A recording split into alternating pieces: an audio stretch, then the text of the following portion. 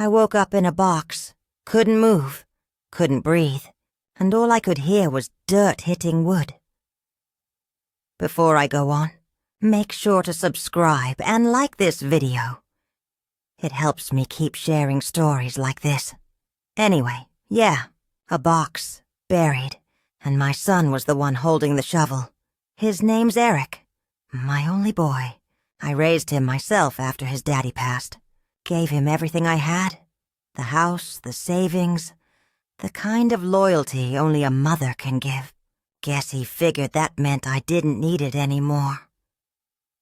See, Eric was slick. He knew how to talk, always smiling, always saying the right thing. I used to brag about him. Told everyone he was gonna be somebody, and he was for a while. Nice job, nice car, new wife. That girl Crystal who always smelled like money. Then one day, he shows up with a pie and a stack of papers. Said it was just routine stuff. Wanted to help me get organized. Yeah, I should have known better. But when it's your own son, you don't think like that. You just sign. Weeks later, the bank letters started showing his name instead of mine. Then the power bill. Then the title on the house. Every time I asked, he brushed it off. System's just updating, Ma. Don't worry about it.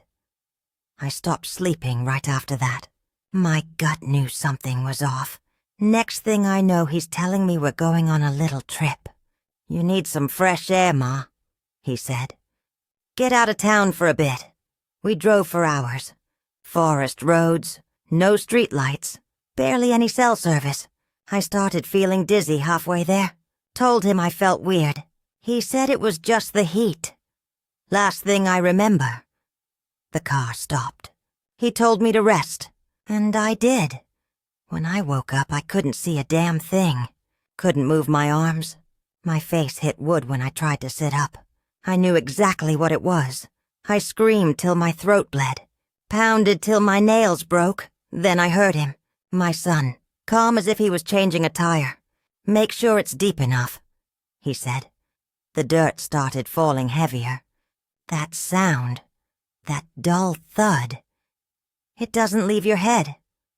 I must have passed out again, 'cause next thing I know, I'm smelling flowers, lilies, hearing whispers, someone crying soft.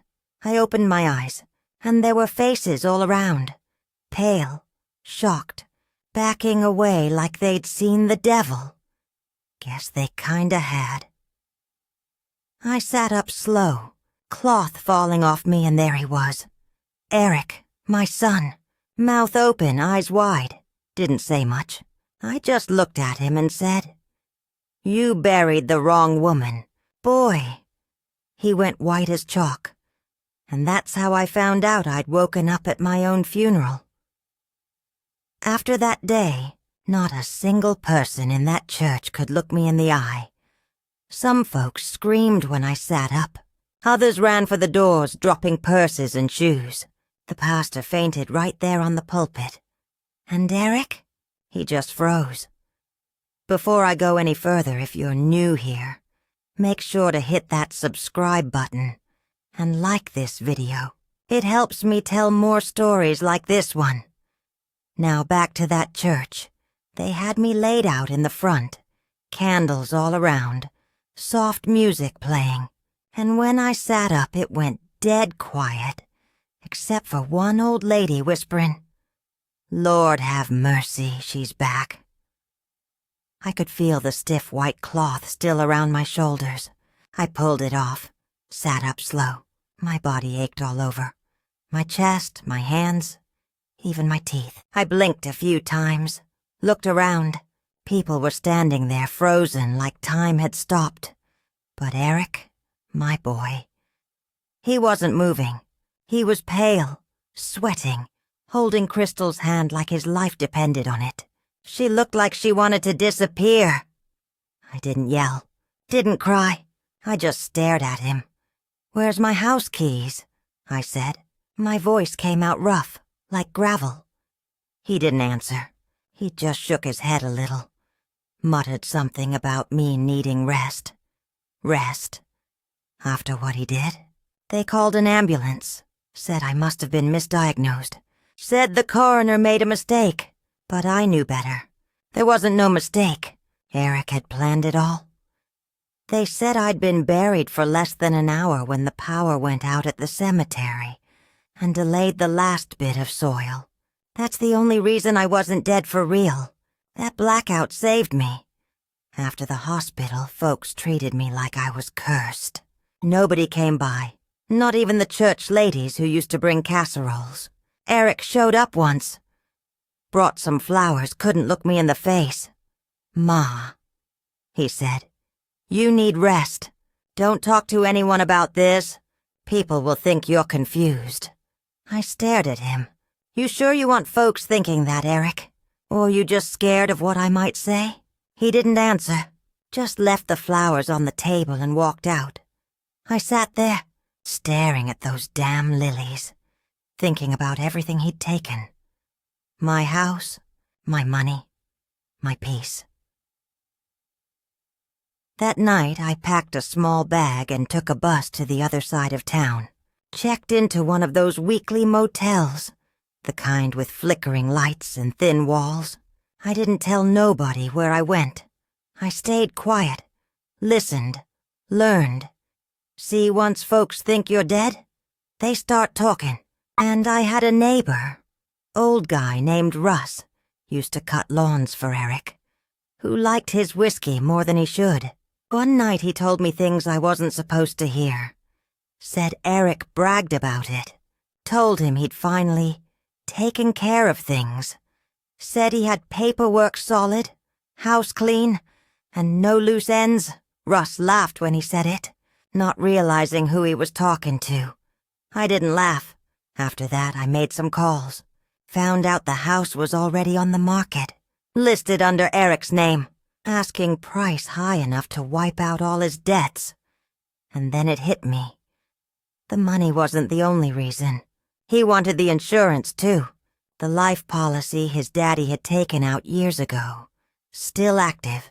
It paid out after proof of death. And I guess a funeral counts as proof. By the time I showed back up at my old house, it wasn't mine anymore. New locks, for sale sign gone, fancy car parked in the driveway.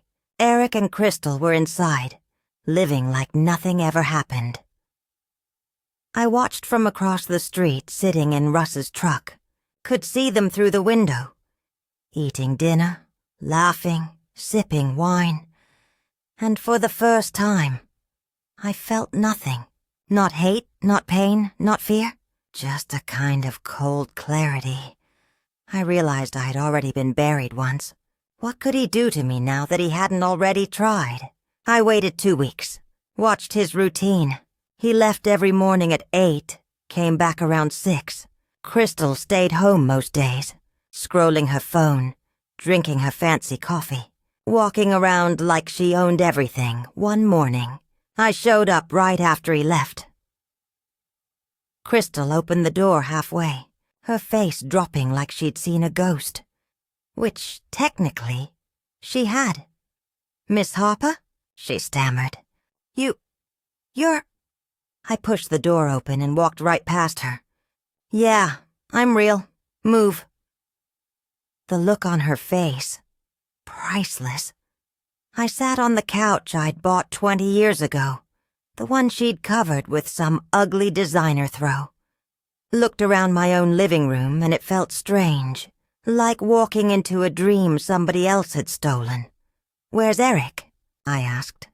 She swallowed hard. He's at work." "Good. Then I'll talk to you." I told her straight. I knew everything. The signatures, the insurance, the plan. I even told her what he said about no loose ends. Her face went pale. "He said that?" "More than once," I said.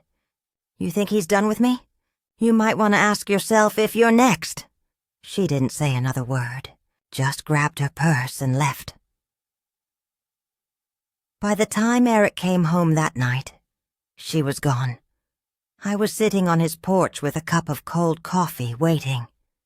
He froze when he saw me. "Ma, what the hell?" I cut him off. "You're good at digging holes, boy. You ever wonder what it's like to fall in one?" He looked nervous, glanced around. "You can't be here." "Oh, I can. It's my name on the damn deed." He hesitated. "Not anymore," I smiled.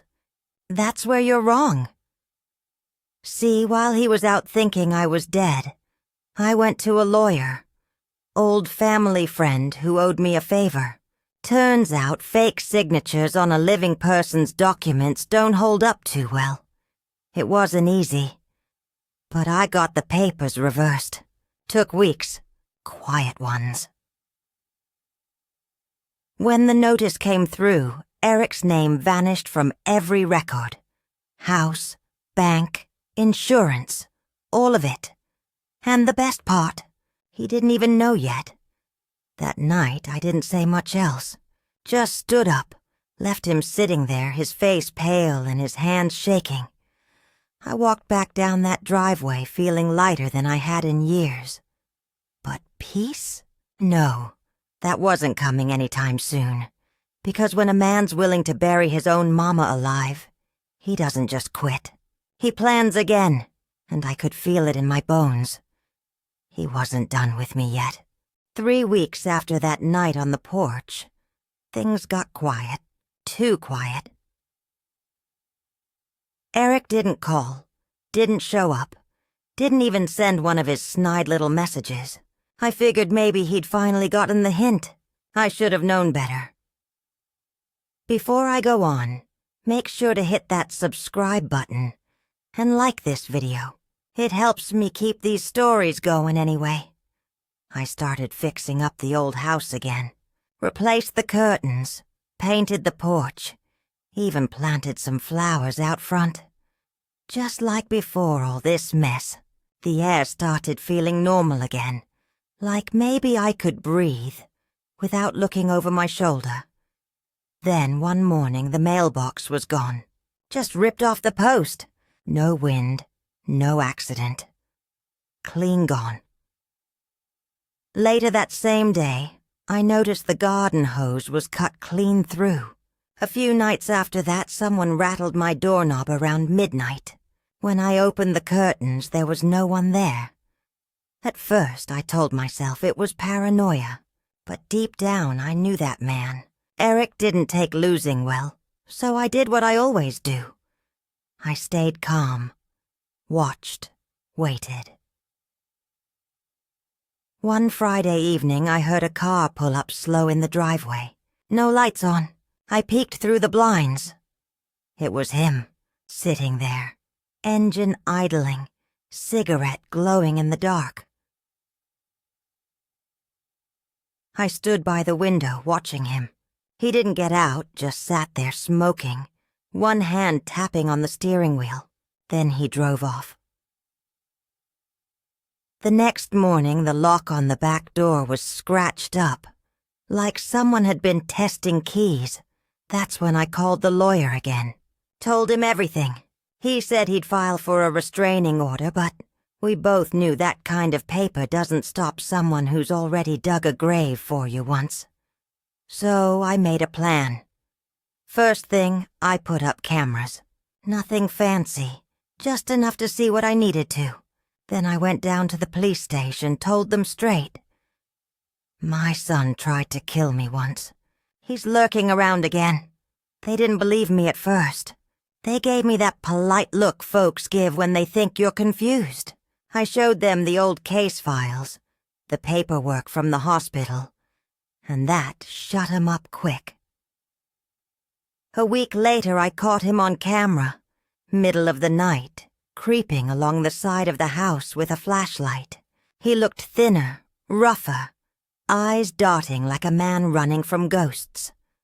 I didn't go out, didn't yell, just sat in my chair, watching him on the screen. Next morning, I printed the footage, handed it to the cops. They said they'd look into it. 2 days later, my car tires were slashed. That's when I decided to take matters into my own hands. quiet, steady, like he taught me when he used to help in the yard as a kid. Measure twice, dig once, he'd say. So that's what I did. I found out through an old friend at the bank that Eric was deep in debt again. Lost money in some shady business deal. House payments overdue. He was drowning. And he figured if he couldn't get the property from me legally anymore, maybe he could scare me into signing it over again. Or worse.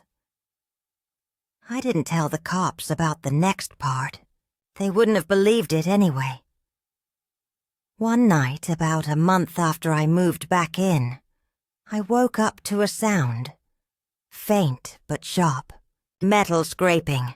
I stayed still, listening. There it was again, from the kitchen. I grabbed the old baseball bat I kept by my bed, walked real slow, feet quiet on the floor. When I turned the corner, I saw the back door open, and Eric standing there.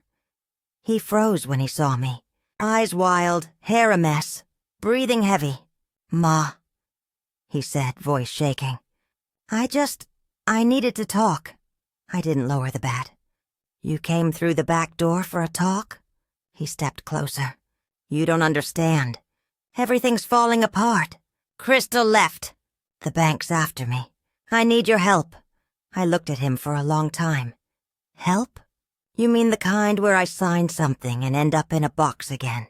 He flinched. "I made a mistake, okay? I didn't mean—" "Yeah, you did," I said.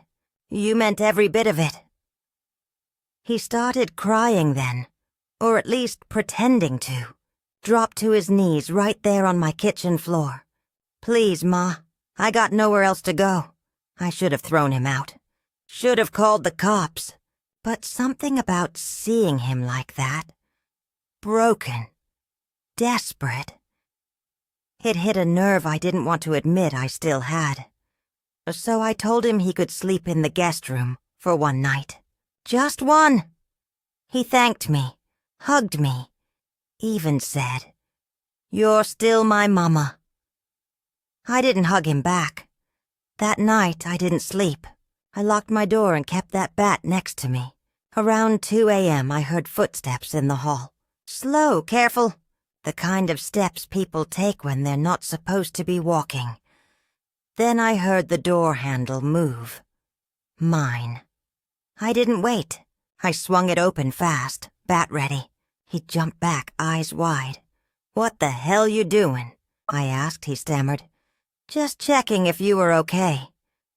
"Yeah, I'm fine," I said. "Go to bed before I make you see stars." He laughed it off, went back down the hall. But I knew right then. He wasn't here for help. He was looking for something. Next morning he was gone. So was my purse, the spare car key, and my safe deposit box receipt.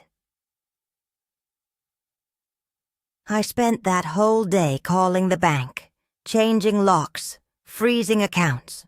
He didn't just want my property anymore. He wanted whatever he could grab before it was too late. That evening the cops called. They'd found my car in a ditch outside town. No Eric, just his phone, cracked and blood-stained on the seat. They asked if I wanted to file a missing person report. I told them no. I figured the earth would handle him this time. But a week later I saw him again. Not in person, but on TV, local news. They said a man had been arrested for fraud, insurance scams, and identity theft. The mugshot flashed up. Eric, same eyes, same smirk.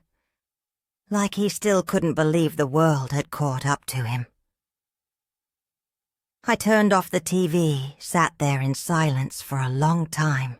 Didn't feel joy, didn't feel hate, just tired. I poured myself a glass of water, went out to the porch, and watched the sun set behind the house I'd almost died for. And I realized something then.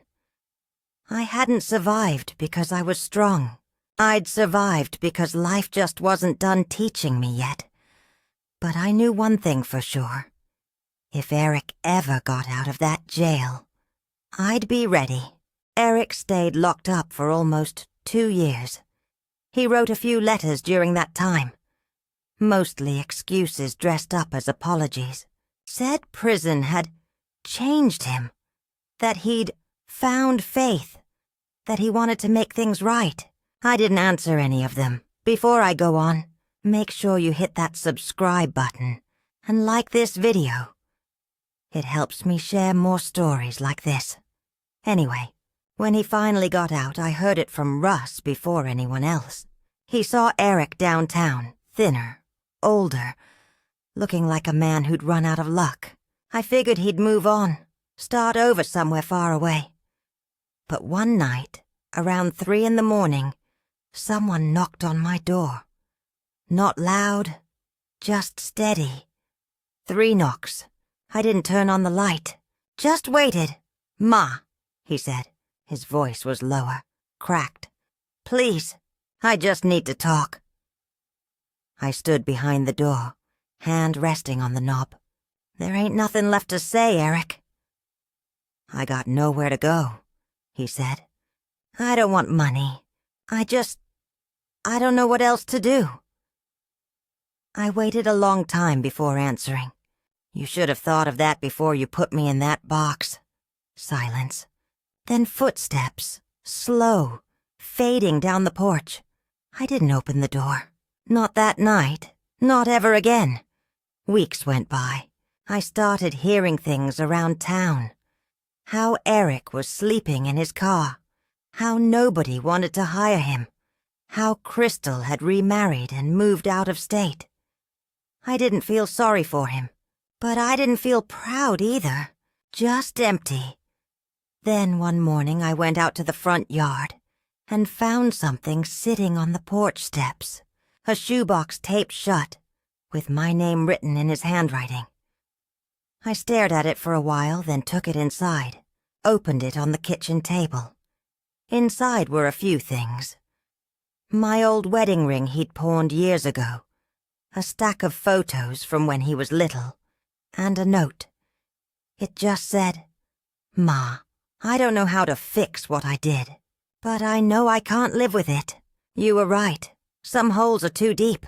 I'm sorry, no address, no signature, just that." 3 days later, they found his car by the river, empty. No body. No sign of a struggle. Nothing. Some folks said he ran. Some said he drowned. Cops called it inconclusive. I called it karma. After that, life got quiet again. I kept to myself, didn't talk much, didn't go to church. Folks still whispered about me. The woman who came back from the grave. The one whose own son tried to kill her. I didn't mind. Let 'em talk. I spent my mornings tending the garden, evenings watching the sunset from the porch. The air felt cleaner somehow, like the house could finally breathe again. Sometimes I'd find myself talking out loud, like he was still there. Not to forgive him. That wasn't something I could do. But maybe to understand him. One evening I went down to the basement, just cleaning out old boxes, and I found the shovel. The same one he used that night. Rusted. Dirt still clinging to the edge. I stared at it for a long while, then carried it out back and buried it deep. Handle first. Blade down. Figured it ought to stay in the ground where it belonged. And as I packed the dirt over it, I said out loud, "This time, I'm the one burying you." The wind picked up gentle but cold, and I swear I could almost hear his voice in it. That soft, teenage version of him saying, "Love you, Ma." I didn't answer, just turned, went back inside, and locked the door. That night, I slept better than I had in years. Not peaceful, not healed, just done. And that's the truth of it. If you ever find yourself trusting someone so deep that you stop reading the fine print, don't, because blood don't always mean loyalty. Sometimes it just means you bleed the same color when they cut you.